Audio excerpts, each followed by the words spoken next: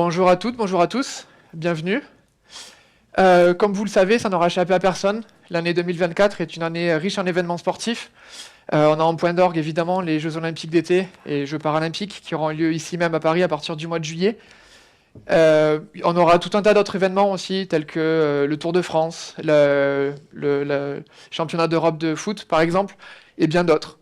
Pour ma part, je suis un grand fan de sport. Je suis des événements tels que le handball, le rugby, le cyclisme. Et quand je regarde des matchs ou des courses à la télé, souvent ça m'arrive de zapper, de changer, de passer d'une chaîne à l'autre quand je me rends compte que les commentaires que j'entends ne me plaisent pas. Et en fait, c'est exactement le genre de challenge qu'essaye de relever Eurosport, qui est avec nous aujourd'hui, pour créer du contenu qui soit à la fois engageant, mais aussi captivant pour le fan, pour les fidéliser. Je m'appelle Florian, je suis Data Scientist Senior chez AWS. Je travaille au Generative AI Innovation Center. Et aujourd'hui, je serai accompagné de Marion, qui est stratégiste IA avec moi dans mon équipe. Et ensemble, on aura la chance de discuter avec Jocelyn, qui est producteur cyclisme pour l'UCI Track Champions League, le cyclisme sur piste. Vous allez voir comment la préparation d'un événement sportif et médiatique peut être une activité extrêmement chronophage, surtout quand il s'agit de diffuser dans différents pays et dans différentes langues. Vous allez voir aussi comment nous avons travaillé avec AWS et Warner Bros. Discovery main dans la main pour créer une application basée sur de l'IA générative pour une application qui soit spécifique au cyclisme sur piste, qui est diffusée sur Eurosport, l'UCI Track Champions League. Cette application, vous le verrez, elle a des bénéfices à différents niveaux, à commencer par le producteur, qui va bénéficier d'un gain de temps significatif sur la préparation de son événement en amont, mais aussi pour le commentateur, qui va bénéficier d'un meilleur accès à ces informations qui ont été préparées par le producteur et qui aura la possibilité de créer un peu plus de contenu potentiellement plus spécifique dans le pays dans lequel il diffuse. Et enfin, il y aura le téléspectateur, tout simplement vous et moi, qui sommes confortablement installés dans notre canapé, au chaud à la maison, en train d'apprécier, d'être stupéfaits par les exploits de nos sportifs préférés. On va commencer tout de suite avec Marion, qui va nous parler et vous expliquer comment vous pouvez créer et déployer des applications d'IA génératives qui soient à la fois utiles, mais aussi spécifiques à votre organisation, et le tout, bien évidemment, restant une application d'IA, mais responsable. Donc, chez AWS, on a l'honneur de travailler avec de nombreux clients, et je crois qu'on peut se mettre d'accord que l'IA générative a un potentiel énorme, et ça aussi pour votre organisation. Mais dans le domaine, on entend que beaucoup de monde parle du choix du modèle de foundation model ou grand modèle de langue, ou aussi appelé Large Language Model, LLM. Mais pour maximiser la création de valeur, il faut penser au-delà du choix du LLM. La véritable valeur ajoutée vient au-delà. Il vient de votre capacité d'utiliser les capacités de le Large Language Model avec votre propre donnée.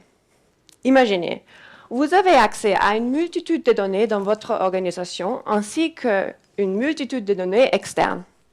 L'IA générative peut vous aider à identifier des informations pertinentes et les présenter à un résumé complet à un utilisateur. Cet exemple simple montre qu'on parle déjà d'une application complète. Une application qui peut accéder et traiter des données, peut utiliser des capacités d'un Large Language Model et présenter un résultat à un utilisateur. Et vous voulez que cette application aussi reste pertinente dans le temps. Et pour cela, il faut aussi penser à des fonctions que, par exemple, un utilisateur peut donner son avis. Et je crois qu'on pense de tout ça, de l'IA générative, on peut vraiment se mettre d'accord que ça aide de franchir de nouveaux sommets dans votre organisation. Mais comme on a vu aussi dans la keynote, il est assez important de aussi penser au-delà de la pointe de l'iceberg. Pour les applications d'IA générative, tout part des données. Et les applications d'IA générative sont toujours des applications. Il faut donc penser le stockage et des bases de données parce que c'est là où vous accumulez les données de votre domaine. Il faut penser des outils analytiques parce que c'est là où vous accédez des potentiels de votre donnée pour l'application d'IA générative. Aussi, il faut penser de transformation et l'intégration des données pour que les données soient utilisables pour une application l'IA générative et aussi penser à la gouvernance qui permet que les données restent à une qualité que vous bien l'utiliser pour l'application, qu'elles sont confidentielles et conformité aux lois et aussi sécures et vous avez des contrôles d'accès. En AWS, on a offert plusieurs services qui permettent de faire ça à une façon simple et rentable. Et on va voir un petit exemple un peu plus tard dans cette présentation. Donc, le but, c'est vraiment de partir d'une application d'IA générative générique, comme un chatbot qui peut, par exemple, répondre à des questions avec des informations qui vous trouvent à l'Internet, à une application d'IA générative personnalisée qui utilise votre propre donnée. Et ça, pas seulement pour une application, parce que je suis sûre que dans votre organisation, vous avez déjà identifié plusieurs opportunités pour utiliser l'IA générative. Donc, il faut faire tout ça à une échelle d'entreprise. Donc, créer une fondation de données qui peut utiliser des données de plusieurs sources, peut les transformer et intégrer à plusieurs applications et présenter à plusieurs consommateurs. En AWS, les services qu'on offre permettent de faire ça à une échelle entreprise. Et si on travaille avec des clients pour créer exactement ça, on le fournit aussi avec de bonnes pratiques, comme par exemple l'IA responsable. Pour se mettre à l'IA responsable, on a défini 6 piliers en AWS. Le premier, c'est l'équité, qui veut dire que veut pas discriminer aucune population, aucun groupe, n'importe son origine, n'importe son orientation. On veut que tous les groupes soient traités de la même façon. Le deuxième, c'est l'explicabilité, qui signifie qu'on veut que les réponses d'un modèle sont explicables. Donc, on sait comment les réponses étaient formées. La troisième, c'est la robustesse, qui signifie qu'on veut que les réponses soient fournies à une façon fiable.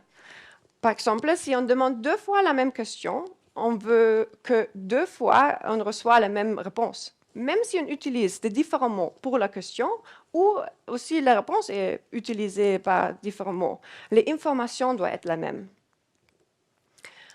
Ensuite, la confidentialité et la sécurité, qui peut sembler évident, mais c'est assez important pour des applications d'IA génératives de protéger les data contre le vol et la divulgation. Ensuite, la gouvernance, qui définit des processus pour savoir qui fait quoi, qui a accès à quoi, ou qui peut changer quoi. De vraiment savoir qui peut accéder à votre donnée et permettre que tout va rester à une qualité et protection que vous avez besoin pour gérer les données à une façon responsable. Et enfin, la transparence, qui signifie qu'on veut donner à l'utilisateur le maximum d'informations sur cet outil qu'il utilise. Ça peut commencer par un petit panier dans une application qui dit « En ce moment, vous interagissez avec un système d'IA génératif et pas avec un humain », mais aussi par fournir des documentations qui expliquent comment les données sont traitées et comment le système fonctionne. Et si on commence de travailler avec des clients pour identifier des opportunités pour utiliser cette l'IA générative, on ne commence pas avec la technologie, on commence avec le besoin des clients. On met toujours les besoins des clients au premier plan. Et ça, c'est une méthodologie qu'on appelle chez AWS comme Working Backwards. Et on a commencé ce voyage avec Warner Brothers Discoveries l'année dernière, notamment avec Jocelyn. Et peut-être, Jocelyn, tu peux nous dire un peu comment ce voyage a commencé pour toi? Bonjour à toutes et à tous. Ça marche. OK. Bonjour à toutes et à tous. Du coup, on a commencé comme... Merci Marion et merci pour le micro. On a commencé l'année dernière, il y a un peu plus d'1 an, cette méthodologie que je ne connaissais absolument pas. Moi, je suis journaliste de formation, spécialiste dans le vélo, et on m'a convié du coup à 1 journée et demie de réunion avec des gens de chez AWS, des gens de chez Eurosport et Warner Bros. Discovery, autour de 3 piliers, dont l'un était les commentateurs et comment engager les fans, ce qui me concernait moi du coup en termes de télé, de production. Et on a travaillé pendant 1 jour et demi sur un petit peu tout, je dirais pas n'importe quoi, mais tout, plein de choses, à base de post-it et juste de réflexion. C'était pas forcément quelque chose qui était habituel. Et au final, de ces 2 jours de réunion, sont ressortis ce qu'on appelle des communiqués de presse, ou en tout cas des écrits qui sont restés, qui ont permis d'un côté et de l'autre d'avancer sur notre problème, qui était d'engager le fan et du coup d'améliorer le commentaire. C'est ce qu'on va voir ensuite avec ce qu'on a développé. Et on en est là un an plus tard, donc ça veut dire que ça a fonctionné. Mais c'est vrai que c'est une méthodologie de travail qui n'était pas habituelle. Et du coup, l'UCI Track Champions League et nos équipes se sont penchées là-dessus pour pouvoir avancer sur un produit. Avant d'aller plus loin et de vous expliquer mon travail, je vais vous montrer ce qu'est l'UCI Track Champions League et comment on utilise les données d'AWS.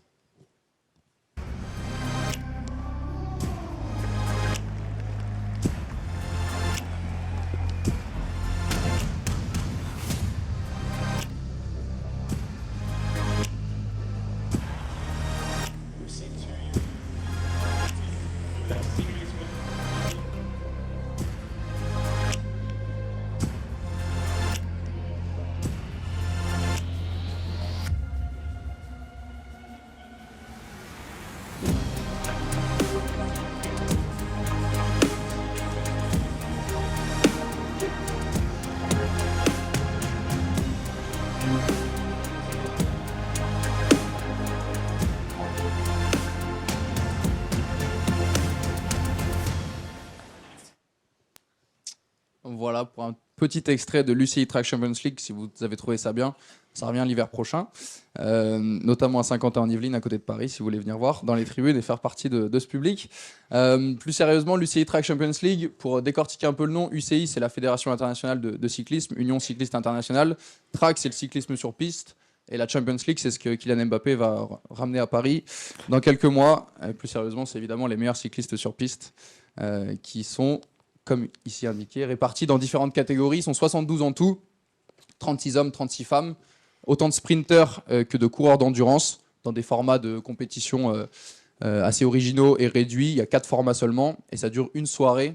En 3-4 heures environ, vous avez l'ensemble de la compétition. C'est sur 5 manches, 4 week-ends, dans 4 grandes villes européennes, Berlin, Saint-Quentin-en-Yvelines, Paris, Londres et Majorque, qui ont accueilli les premières manches jusqu'ici.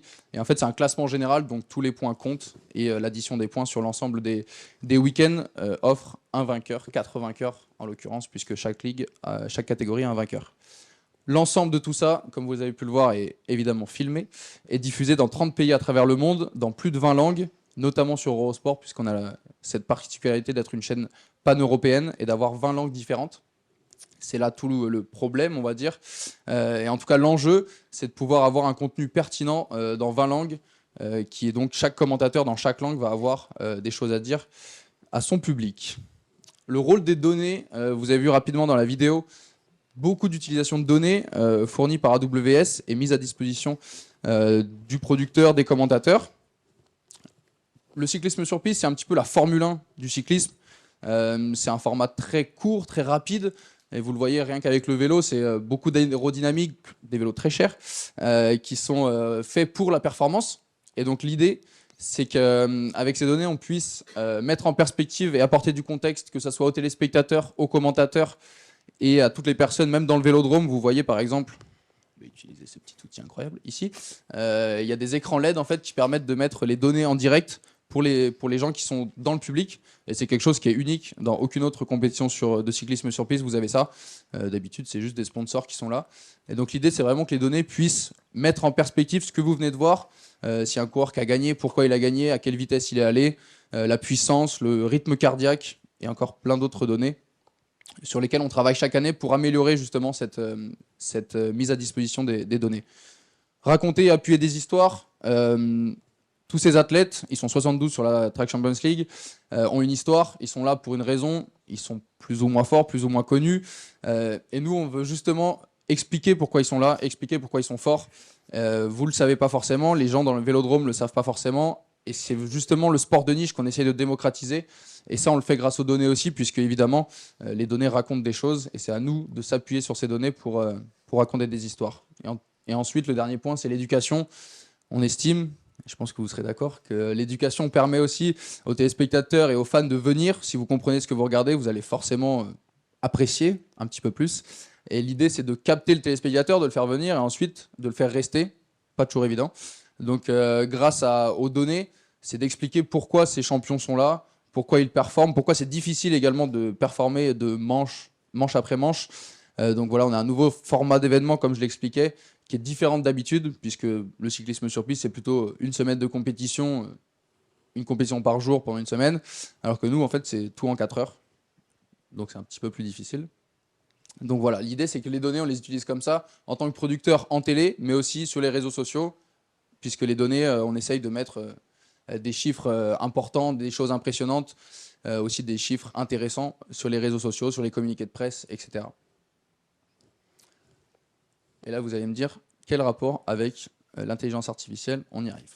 Mon travail en tant que journaliste, que producteur, jusqu'ici, c'était de rechercher manuellement des informations, quelle que soit la course, ça peut être le Tour de France, l'UCI Track Champions League ou la route Adélie-Vitré, s'il y en a qui connaissent Vitré. Et donc je recherchais des informations pendant des heures, entre 1 heure et 5 heures, on va dire, pour chaque course, évidemment un petit peu plus pour les grandes courses. Et donc je recherche de mon côté, je mets tout ce que je trouve, sur les coureurs, sur les événements, sur la météo, sur ce qui s'est passé par le passé. Et ensuite je mets tout en forme pour que les personnes qui ont besoin de ces informations puissent y accéder facilement et comprendre ce que moi j'ai écrit. La langue dans tout ça, c'est l'anglais. Alors moi je cherche dans toutes les langues que je peux, mais ensuite je mets tout en anglais pour que le plus de commentateurs possible puissent comprendre.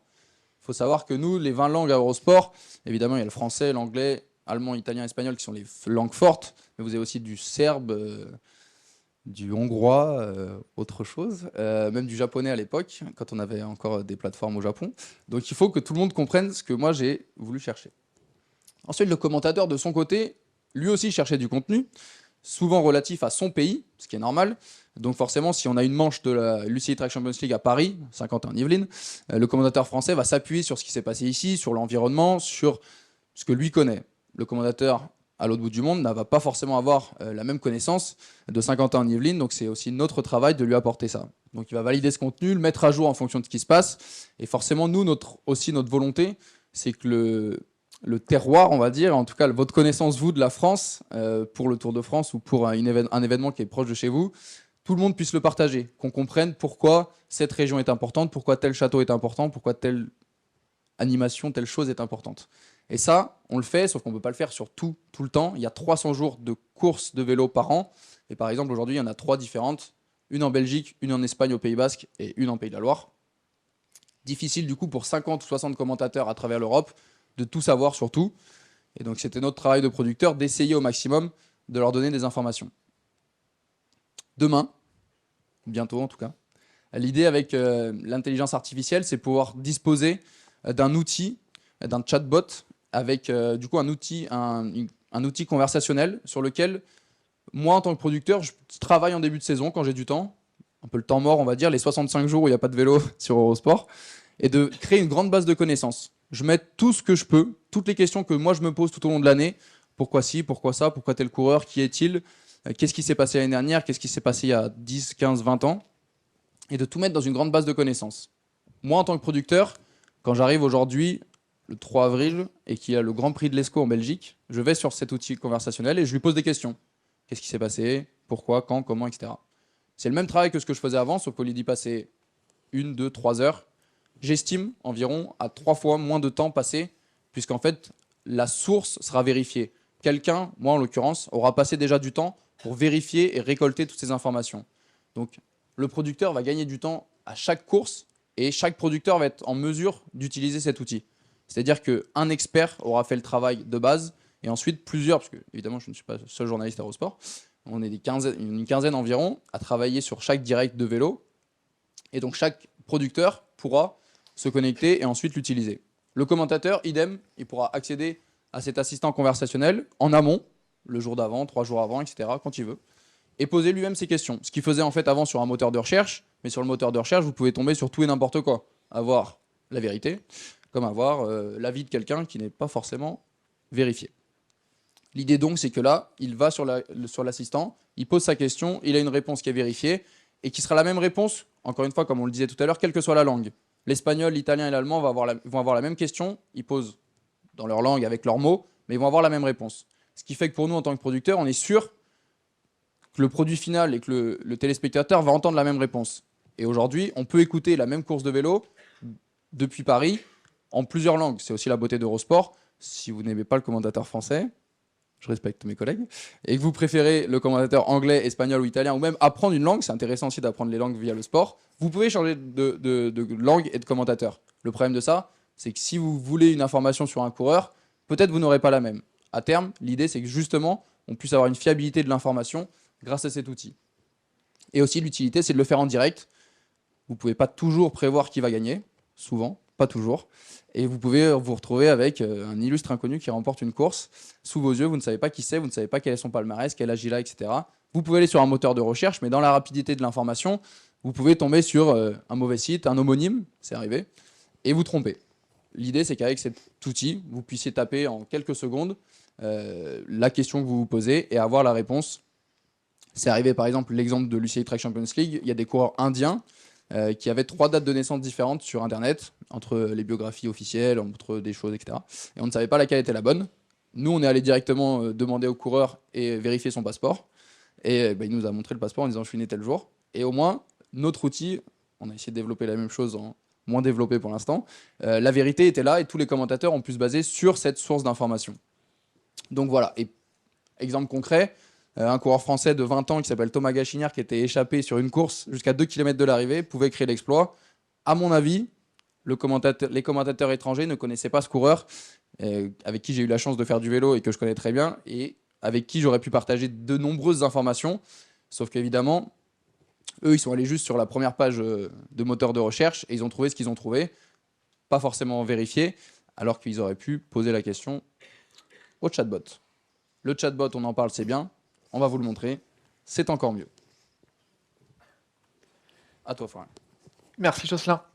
Donc, comme vous avez vu sur le contexte, Eurosport fait face à de multitudes de problématiques, des sources de données très variées, des langues différentes à traiter et dans des pays différents dans lesquels il faut diffuser. Donc, l'idée, en fait, comme on l'a mentionné, c'est d'avoir une plateforme, une interface graphique où on aurait notre utilisateur, donc Jocelyn par exemple, qui pourrait aller poser des questions et chercher des informations. En amont, les données auront été traitées, validées, ce qui nous permettra de unifier tout ça et d'avoir une source de fiabilité. Une fois que toutes ces sources diverses, sous différents formats, auront été regroupées sur la plateforme, notre utilisateur peut poser des questions rapidement et en quelques secondes récupérer des informations assez détaillées, mais le contenu de l'information restant assez succinct pour qu'il puisse l'utiliser rapidement, potentiellement sur du live. Donc on va regarder peut-être un petit peu plus en détail l'architecture de cette technologie-là, donc on va rentrer un petit peu plus dans la technique. Donc on commence avec notre client. Ici, notre client, on va prendre l'exemple, c'est Jocelyn. Jocelyn a une question. Jocelyn veut savoir qui est le fameux bonhomme qui est à l'échappée sur la course, et donc il va commencer à poser sa question sur notre interface graphique. Il va aller sur le chat et poser la question. Cette question va être récupérée par une entité qu'on appelle un agent. Cet agent, en fait, il va tout simplement coordonner les différentes actions et regrouper tout ça avant de répondre à Jocelyn. Cet agent, la première chose dont il va faire, c'est que Jocelyn va peut-être poser la question en français. On essaie d'unifier tout ça avec une langue sur l'arrière-plan qui sera l'anglais, où toutes nos sources auront été traduites et la majorité des documents sont en anglais. Donc, on unifie tout ça avec de l'anglais. Donc, le premier exercice, ça va être de faire de la traduction. Donc, on va prendre la requête de Jocelyn, la prendre du français ou de n'importe quelle langue, et la traduire vers l'anglais. Une fois que cette requête est traduite, on va commencer à faire nos recherches sur les différents documents qu'on a. On a une multitude de sources sous différents formats. Ça va être par exemple une base de données avec des documents non structurés qui intégreront par exemple les biographies, les informations sur les courses, sur les vélodromes, etc. qui pourront aussi être des articles de presse. Tous ces documents seront indexés dans une forme de base de données et nous permettront de récupérer certains paragraphes qui nous intéressent. Ensuite, on en a d'autres bases de données. Une base de données avec des informations récentes sur les courses récentes, donc les classements, les statistiques du coureur. Et après aussi, on fait appel à d'autres services qui ont été aussi développés par AWS pour la TCL avec un tableau de bord qui aussi récapitule certaines informations. Donc tout ça, une fois qu'on a fait notre requête, on récupère différents documents. Ces documents, en fait, on va les récupérer, les combiner avec notre requête, la requête de Jocelyn qui aura été traduite par notre agent, et l'envoyer à notre modèle de langue, notre LLM. Le LLM va prendre ces différentes informations et générer la réponse finale. Sauf qu'avant de donner la réponse finale à notre utilisateur, on va faire quelques petites vérifications. On va faire une première vérification sur la fiabilité. On va prendre la question de Jocelyn, on va prendre les documents qui ont été retrouvés basés sur la requête, et on va prendre la réponse finale. Ces 3 éléments, on va les combiner, et on va demander à une autre entité, un autre modèle, de faire une évaluation, de nous dire est-ce que c'est fiable? Est-ce que l'information qui est résumée dans la réponse est bien inclue dans les documents et répond bien à la question? Une fois que l'on a ça, on récupérera un score. Ce score pourra être utilisé de différentes façons. Dans notre cas ici, on affiche un simple message si le score est trop bas. Et une fois qu'on a fait cette vérification, on passe à la dernière étape qui est la traduction. Comme je vous l'ai dit, tout ce processus se fait en anglais. On veut répondre à Jocelyn dans sa langue, potentiellement le français. Donc on fait la traduction de la réponse de l'anglais vers le français. Et enfin, on affiche la réponse à Jocelyn sur l'interface graphique. Tout ça, toute cette architecture, ça fait appel en fait à différents services. C'est tout simplement une orchestration de plein de services à des niveaux différents. Donc comme je mentionnais, on a des sources de données qui sont très différentes, avec des structures différentes. On utilise différents stockages. Donc on a une multitude de services qui sont ici sur l'écran. Je vais pas tous les citer, mais pour en retenir quelques-uns, par exemple sur le stockage. Pour la base de données non structurée, on a Amazon Kendra, par exemple.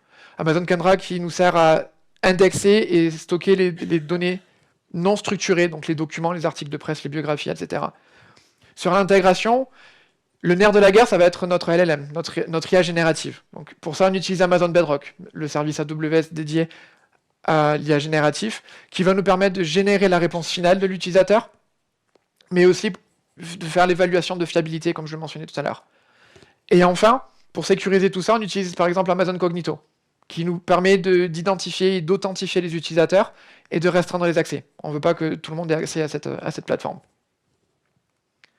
Donc, si on regarde un petit peu plus précisément, regardons vraiment concrètement à quoi ça ressemble. On a une interface graphique. Je pense que plus ou moins tout le monde a vu ce genre d'interface. On a, dans un premier temps, une première bannière. Comme l'a mentionné Marion tout à l'heure, pour la partie responsable, on veut mentionner à l'utilisateur qu'il interagit avec une IA et non pas avec un humain.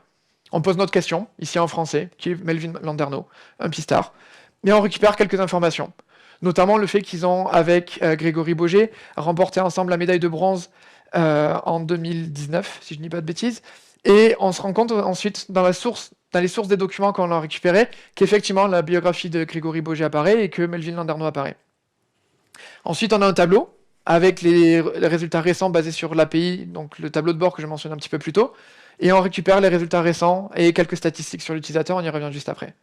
Et puis on a d'autres sources de données avec une autre base de données qui nous donne certains résultats sur d'autres courses.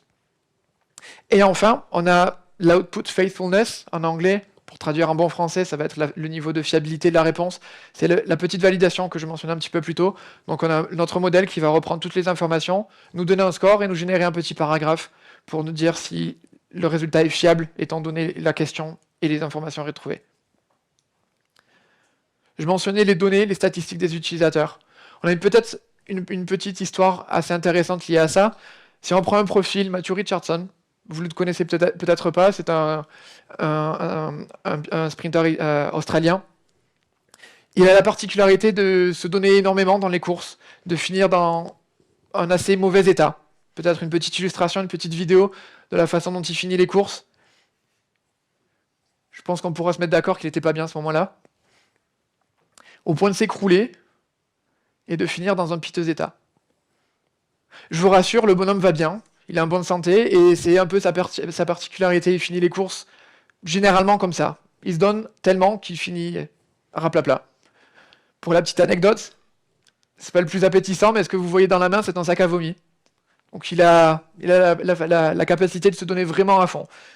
Et donc pour l'histoire, en fait, à la fin d'une course, il est venu voir l'équipe de la TCL et leur poser la question de quelles étaient ses stats, notamment par rapport au rythme cardiaque. Il s'était tellement donné qu'il avait l'impression d'avoir explosé tous ses records de fréquence cardiaque par rapport aux courses précédentes, notamment sur la journée. Et il a voulu voir quel était son rythme cardiaque à ce moment-là. Donc l'équipe en fait a pu récupérer sur le tableau de bord, après quelques minutes, quelques clics, faire quelques petites recherches, et ils ont pu retrouver les informations et lui donner la réponse.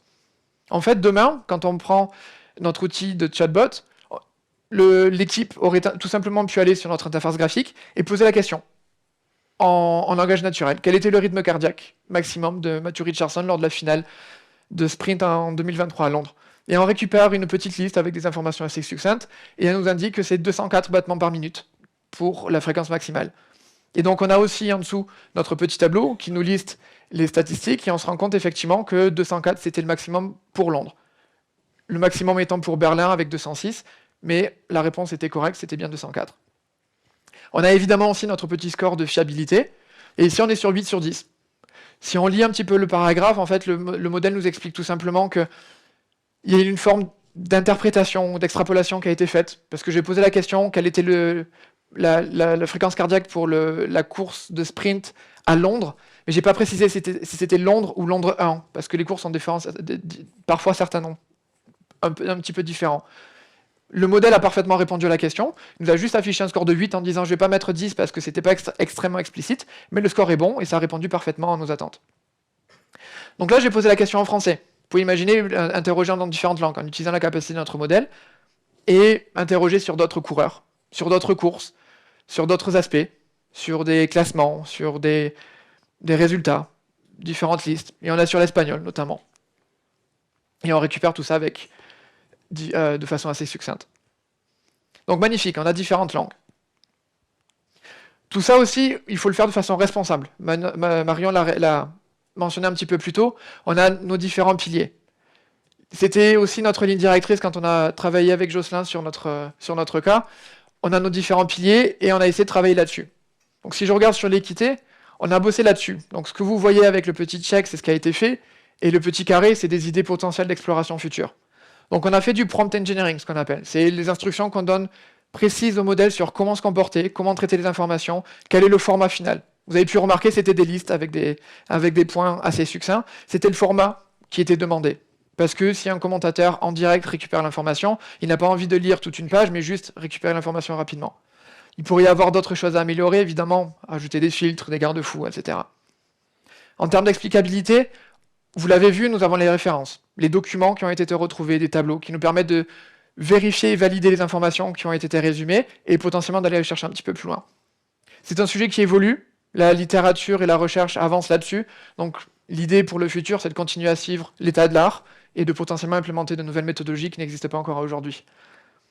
Enfin, la robustesse, on a utilisé une approche que je vous ai décrite tout à l'heure qui s'appelle Retrieval Augmented Generation, RAG. C'est une méthode, comme vous avez pu le voir sur le petit diagramme.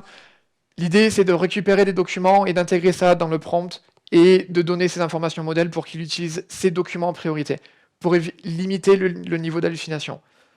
Tout ça est aussi sécurisé avec l'idée que les documents sont validés, vérifiés par des experts tels que Jocelyn. Et évidemment, l'humain reste au cœur de tout ça. En termes de confidentialité et de sécurité, nous avons utilisé des services natifs AWS, je les ai mentionnés tout à l'heure, Bedrock, etc. Ces services ont pour mission d'avoir la sécurité au cœur de ce qui est proposé. On le dit souvent à AWS, la sécurité c'est notre job zéro, donc c'est pour ça qu'on s'est basé sur des services tels que ceux-là. On s'est aussi basé sur des documents vérifiés, comme je l'ai dit tout à l'heure. En termes de gouvernance, on se base aussi sur le fait que nos services soient natifs, AWS, et un petit peu plus tard, on pourrait imaginer définir des rôles un petit peu plus précis sur les différents utilisateurs, sur qui fait quoi, qui a accès à quoi, qui peut modifier quoi. Évidemment, rajouter un petit peu plus de documentation pourrait aider. Et enfin, sur la transparence. Vous l'avez vu, nous avons la petite bannière sur l'interface graphique qui nous permet d'expliciter le fait qu'on interagit avec une IA et non avec un humain. On pourrait y aller encore plus loin et potentiellement rajouter de la documentation avec une page dédiée pour que l'utilisateur comprenne encore plus qu'est-ce qui se passe en arrière-plan et comment la technologie fonctionne. Une fois qu'on a fini notre use case, notre application avec Warner Bros. Discovery pour la TCL, pour l'UCI Track Champions League, le retour a été très positif et assez stimulant. Florian, qui est pas moi pour le coup, le directeur de la TCL chez Eurosport, nous a dit que les commentateurs jouent un rôle primordial dans la relation avec les téléspectateurs et qu'ils ont hâte de mettre à disposition cet outil innovant qui générera une expérience encore plus immersive pour les fans. Du coup, Jocelyn, est-ce que tu peux nous dire un petit peu plus de ton point de vue? Comment un tel outil peut avoir des bénéfices sur votre travail? Absolument, merci Florian. Et à l'occasion, Florian qui est présent dans la salle et que je remercie. Je vais bien dire qu'il était là. Les bénéfices du coup de cet outil, nous on a 3 grands clients, on va dire, le producteur, le commentateur et le téléspectateur. C'est la chaîne de fonctionnement entre nous, ce qu'on produit comme contenu, et vous devant la télé. Donc le producteur en premier. Un gain de temps, je vous l'ai dit tout à l'heure, environ 3 fois moins de temps pour travailler les contenus en amont. Ce gain de temps, il va nous permettre de se concentrer sur les tâches à forte valeur ajoutée. Il faut dire que la recherche d'informations manuelles, elle prend beaucoup de temps et parfois on tombe sur du très bon comme sur du moins bon et elle ne va pas être utilisée par tous les commentateurs. C'est un peu le problème que j'expliquais tout à l'heure. Il y a 20 commentateurs différents, tout le monde ne va pas forcément tout utiliser. Surtout qu'il y a des informations qui se perdent aussi dans la transmission. Et vu que c'est nous qui transmettons nos recherches et pas l'inverse, pas le commentateur jusqu'ici qui pose sa question, c'est pas toujours très utile. Donc voilà, on va pouvoir gagner du temps sur ça et surtout se concentrer sur des choses peut-être à plus forte valeur ajoutée comme les interviews, les reportages et du coup travailler des choses qui vont être à la fin valorisées pour le téléspectateur. Et enfin une meilleure collaboration puisqu'à terme cet outil sera collaboratif entre le producteur et le commentateur. La force d'Eurosport et d'autres chaînes de télé et de nos différents événements, c'est pouvoir compter sur le côté local de chaque personne. Le commentateur espagnol va pouvoir nous partager le dernier article de Marca ou de AS qu'on n'a pas forcément lu puisque nous on aura lu l'équipe et on pourra nous partager par contre ce qu'on a vu dans le journal local, etc. ou dans les journaux régionaux, pardon. Donc l'idée c'est qu'à terme il y a une collaboration entre les différents producteurs, les différents commentateurs, toujours avec ce filtre quand même éditorial puisqu'il faudra qu'une personne experte en la matière puisse valider et dire c'est une vraie information, c'est sourcé et du coup recouper l'information. Pour le commentateur, également un gain de temps. Le but, c'est que le commentateur va pouvoir commenter des jours et des jours de course tout au long de l'année. Il va pouvoir commenter une course en Belgique le mercredi et une course en France le jeudi. Il n'a pas forcément du temps à perdre et énormément de temps pour travailler tous les coureurs. Ils sont souvent 150, 180 dans un peloton de vélo, 72 sur l'UCI Track Champions League. Et vous ne pouvez pas toujours travailler en profondeur tous les coureurs. Donc l'idée, c'est qu'ils puissent gagner du temps et évidemment la véracité de l'information puisqu'ils vont avoir une source qui est entièrement vérifiée et ils peuvent me faire confiance. Ça, ils le savent déjà. Et enfin, le téléspectateur, il aura une meilleure qualité de contenu puisqu'il aura des meilleures interviews, il aura des meilleurs reportages, il aura un meilleur commentaire. Et ça, c'est primordial puisque, comme Florian l'a dit en préambule, sinon ils zappent et ils changent de chaîne si c'est pas du bon commentaire. Donc il faut que ce soit un bon commentaire. Et c'est surtout que c'est important puisque si vous êtes français, si vous savez, et souvent c'est le cas sur Eurosport, les téléspectateurs savent beaucoup de choses sur le sport. C'est des fans, ultra fans, ce qui n'est pas forcément le cas si vous regardez le Tour de France et que vous regardez pour les châteaux. Mais quand même, c'est important qu'on vous apprenne des choses sur le château, mais aussi sur le vélo. Et donc c'est important que vous ressortiez de là avec une connaissance et avec quelque chose en vous disant « j'ai appris quelque chose, j'ai appris les règles, je comprends, sinon c'est comme au foot, la règle du hors-jeu, vous ne comprenez jamais ». Donc l'idée, c'est quand même qu'on vous explique des choses et qu'il y ait une qualité du commentaire, mais de la diffusion en général, que l'interview soit là au bon moment pour une bonne raison, que le reportage vous apporte quelque chose. Donc voilà, plus d'engagement. Si vous êtes content, vous allez repartir et parler sur les réseaux sociaux, sur vos groupes de messagerie instantanée avec vos copains en disant « Ah ça, c'était super, j'ai tout compris, venez, on regarde ensemble la prochaine fois ». Et ça, c'est l'engagement du fan, c'est ce qu'on veut, qu'il soit content déjà, c'est bien, mais qu'il puisse en parler et que ça devienne viral et que ça devienne vraiment quelque chose de positif. Un petit exemple, pas sympa, c'est des confrères, mais quand même, hier, une course de vélo, un coureur surprise qui gagne, le commentateur a dit qu'il était italien, sauf qu'il était espagnol, et il s'est trompé sur toute la ligne. Pas de bol, et en même temps, c'est justement pour ça qu'on veut travailler sur ce genre d'outils, pour qu'à terme, même si vous ne reconnaissez pas le coureur, si vous tapez son bon nom et ses bonnes informations, vous saurez qu'il n'est pas italien mais qu'il est espagnol. Et donc, vous n'allez pas vous tromper. Et le téléspectateur, quand il regarde la télé et qu'il éteint sa télé, et il saura la bonne information, il pourra la partager à sa famille, etc., à ses amis. Et donc, forcément, un meilleur engagement, une meilleure qualité de contenu. Et pour nous, c'est la base, c'est que tout le monde soit content, entre guillemets, que le producteur produise du contenu qui est utilisé, qui est utile, et que le commentateur, lui, qui est vraiment la courroie de transmission entre ce qu'on produit et le téléspectateur, soit également content de ce qu'il produit. Ça a une utilité pour le téléspectateur et que vous reveniez de semaine en semaine et d'année en année. Sur ce, Marion, présentez la.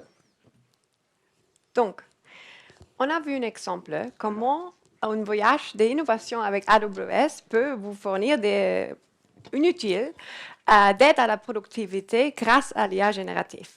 Notamment une utile qui fournit des informations vérifiées à plusieurs langues à les producteurs, commentateurs et les téléspectateurs et qui permettent de diviser le temps de préparation à 3. Et en cette présentation, vous avez vu un exemple pour le cyclisme, mais ce type d'outil peut être aussi utilisé pour autres sports ou pour d'autres événements. Et tout ça grâce à l'utilisation de le service de AWS called Amazon Bedrock. Et donc, on espère qu'avec cette petite présentation, on vous a donné une inspiration de commencer à jouer. Et ici, vous trouvez quelques liens qui fournissent d'autres informations à l'IA responsable ou comment commencer avec l'IA générative.